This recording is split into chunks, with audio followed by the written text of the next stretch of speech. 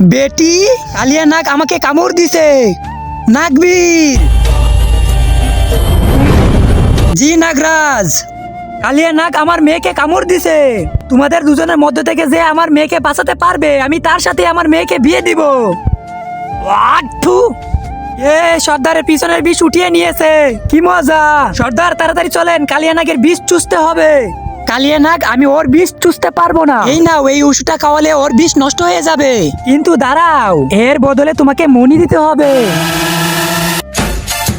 নাগরাজ, এই মণি দিয়ে আপনার মেয়ের জীবন বাঁচাবো আর আপনার মেয়েকে বিয়ে করব।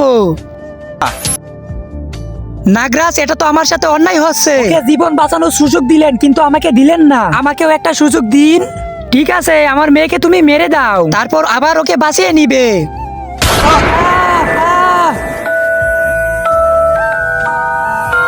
নাগরাজ, একটা ভুল হয়ে গেছে। কি?